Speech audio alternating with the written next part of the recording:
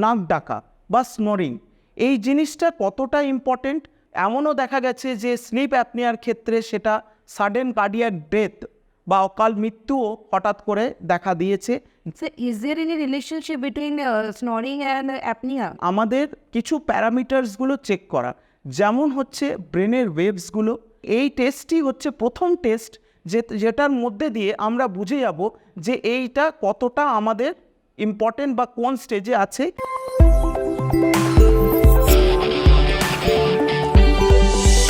নমস্কার, গৌরীদেবী হসপিটালসের তরফ থেকে আমি সায়নী, আর আজ আমার সাথে আছেন renowned MS ENT surgeon doctor Sabyasachi Chakraborty. Welcome sir to our show. নমস্কার। সো আজ যখন আমরা স্যারকে পেয়ে গেছি তখন আমরা জেনে নেব অ্যাপনিয়া সংক্রান্ত কিছু গুরুত্বপূর্ণ তথ্য, যেগুলো ভবিষ্যতে গিয়ে আপনাদের চলার পথে অনেক কাজে আসবে। তো স্যার, প্রথমেই আপনার কাছে জানতে চাইব, what is sleep apnoea? Sleep apnoea খুব একটা বড় টার্ম টু ডিসক্রাইব। এই অ্যাপনিয়া টার্মটা মানে হচ্ছে যে অক্সিজেনের পরিমাণটা শরীরে কম্প্যারেটিভলি যতটা যাওয়ার কথা তার থেকে অনেকটাই কম যাচ্ছে। এটার কারণ কি কি জিনিস হতে পারে? খুব কমন ভাষায় আমরা বলতে পারি নাক ডাকা বা স্নোরিং। জিনিসটা হচ্ছে খুব সিম্পলিফাইড ওয়েতে আমি যদি বলতে চাই, যে আমরা সচরাচর দেখে থাকি যে আমাদের আত্মীয় স্বজনদের মধ্যে বা নিজেদের মা বাবাদের মধ্যে বা বয়োজ্যেষ্ঠদের মধ্যে অনেক সময় এই স্নোরিং বা নাক ডাকার প্রবলেমটা অনেক সময় প্রেজেন্ট থাকে। এটাকে অনেক হাসি ঠাট্টা বা মজার ছলেও জিনিসটাকে নেওয়া হয়। যে পেশেন্ট যিনি নিজে আছেন উনি কিন্তু ওনার নলেজের বাইরে এই জিনিসটা হয়ে থাকে। তো যখনই আমরা দেখি যে বয়োজ্যেষ্ঠদের মধ্যে বা মা বাবাদের মধ্যে কারোর একটা এই স্নোরিং সংক্রান্ত বা এই নাক ডাকা সংক্রান্ত কিছু একটা প্রবলেম রয়েছে। প্রবলেম কি?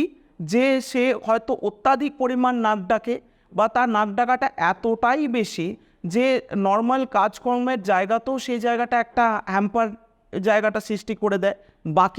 বাকি লোকেদেরও অনেকটা ঘুমের ব্যাঘাত ঘটে। এই সব জিনিসগুলোতে একটা অসুবিধার জায়গা তৈরি হয়, কিন্তু অনেকেই লোকেরা এগুলোকে ইগনোর করেন। Sir, is there any relationship between snoring and apnea? Yes, there is a relationship. Snoring is the very first stage of apnea. মানে কি, অ্যাপনিয়াটা অনেক দূরে, স্নোরিংটা হচ্ছে প্রথম স্টেজ। এটার মানে হচ্ছে যে কোনো কারণে বাতাস বা এয়ার বা আমাদের অক্সিজেনটা যেটা আমাদের নাকের মধ্যে দিয়ে বা মুখের মধ্যে দিয়ে যেটা ভেতরে যাওয়ার কথা সেটা যাচ্ছে না। তার কারণ কি? তার হয়তো দেখা গেছে যে তার নাকের মধ্যে বা তার জিভের হয়তো একটা পোর্শন রয়েছে যেটা এতটাই বড় হয়ে গেছে, যার জন্য কি হচ্ছে, ওটা যখন মানুষজন ঘুমোচ্ছে তখন হাওয়াটা ঠিক আমাদের আপার এয়ারওয়েজ থেকে লোয়ার এয়ারওয়েজে পৌঁছতে পারছে না। এইবার এই জায়গাটাই যখন আস্তে আস্তে এটা সূত্রপাত হয় হচ্ছে শুধু আওয়াজ দিয়ে, যখন এয়ারওয়েজটা কম্প্যারেটিভলি কমে যাচ্ছে, একটা সময় যখন এয়ারওয়েটা একদমই ব্লকড হয়ে যায়, সেই সিচুয়েশানে কি হচ্ছে, এই আমরা অ্যাপনিক এপিসোডস বা অ্যাপনিয়াটা কথা বলতে পারি। তো কী কী সিমটমস আর দেখা যায় স্লিপ অ্যাপনিয়ার ক্ষেত্রে? দেখুন, স্লিপ অ্যাপনিয়ার ক্ষেত্রে যে পেশেন্টসরা যারা থাকে তাদের ক্ষেত্রে একটা মোস্ট কমন জিনিস হচ্ছে তাদের ঘুমটা কমপ্লিট হয় না, তারা ডিপ্রেশনের শিকার হন। এই কারণে এই অক্সিজেনের মাত্রাটা শরীরে অত্যাধিক কমে যাবার ফলে সেই পেশেন্টরা হাইপার টেনশনের শিকার হন। তাদের একটা ব্রেন ফগ হয় বা মেমোরি দ্বারা কনসেন্ট্রেট করতে পারেন না। কিছু পুরুষদের ক্ষেত্রে কিছু আনুষঙ্গিক কিছু যৌনাঙ্গিক অসুবিধাও এখানে দেখা দিতে পারে, যেমন ইরেকটাইল ডিসফাংশন বা এইসব প্রবলেমসগুলোও দেখা দেয়।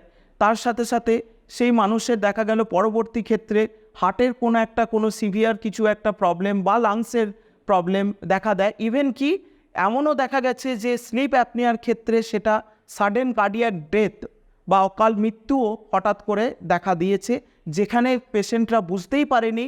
দেখা গেছে যে মানুষ রাত্রেবেলায় শুতে গেছে, এবার সকালবেলায় উঠেই দেখা গেছে তিনি মারা গেছেন, কিন্তু তার কারণটা খুঁজে পাওয়া যায়নি।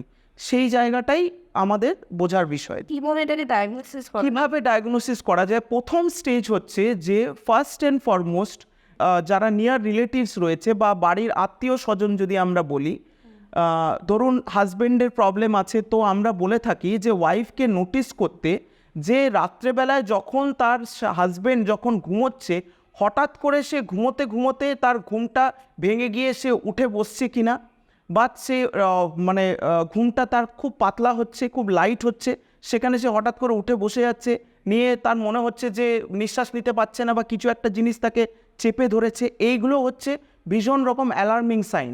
আর তার ফার্স্ট সাইন কী কী জিনিস দেখা যেতে পারে, দেখা গেল যে হঠাৎ করে ঘুমোতে ঘুমোতে বা নাক ডাকতে ডাকতে একটা পজ এলো, সেই পজের পরে হঠাৎ করে তার ঘুমটা যতটা ডিপ ছিল তার থেকে একটু হালকা বা লাইট ফেজে স্লিপটা চলে গেল, কিন্তু আর তার একটু নিঃশ্বাস নিতেও অসুবিধা হলো, সে উঠে বসলো, বারে বারে ইউরিনেট করতে বা পেচ্ছাপ করতে যাচ্ছে, এই প্রবলেমসগুলো দেখা দেয়।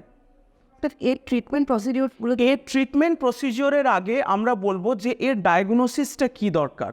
তো এই সিমটমসগুলোর বেস করে যেটা প্রথম আমরা টেস্ট করাতে বলি সেটা হচ্ছে স্লিপ স্টাডি বা পলিসমনোগ্রাফি।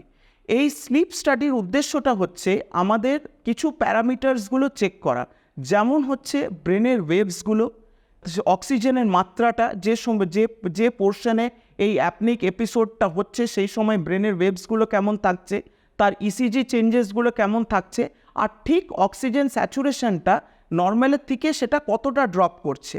এবার আমি একটা ওভারনাইট স্লিপের মধ্যে আমরা দেখতে চাই যে এই যে এপিসোডসগুলো তার যে অক্সিজেন যে ডিস্যাচুরেট করা বা অক্সিজেনের মাত্রাটা কমে যাওয়া, এটা কতবার হচ্ছে, তার বেসিসে আমরা এর সিভিয়ারিটিটা নির্ধারিত করে থাকি।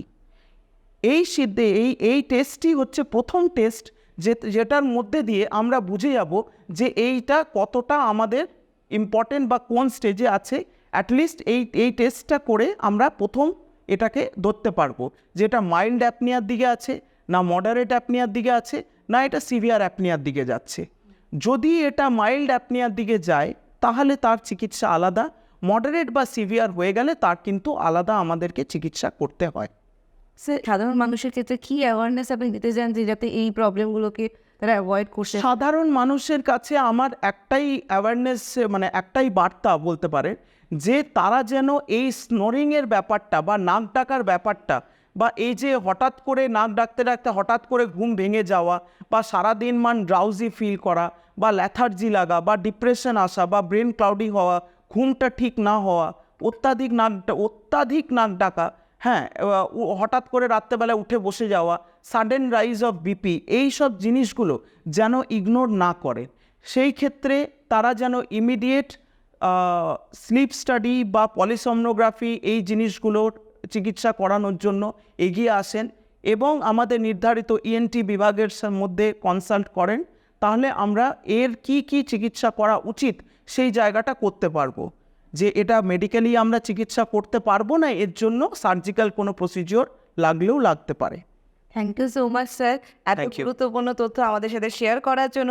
আশা করি আপনাদেরও এই বিষয়ে অনেক কিছু ইনফরমেশন জানা হলো। আপনারা যদি আরও কিছু জানতে চান তাহলে নিচে কমেন্ট সেকশনে গিয়ে আপনারা কমেন্ট করতে পারেন। আর নিচে আমাদের হেল্পলাইন নাম্বার যাচ্ছে, সেখানে 24x7 আপনারা যে কোনো সমস্যা নিয়ে যোগাযোগ করতে পারেন। ধন্যবাদ। নমস্কার।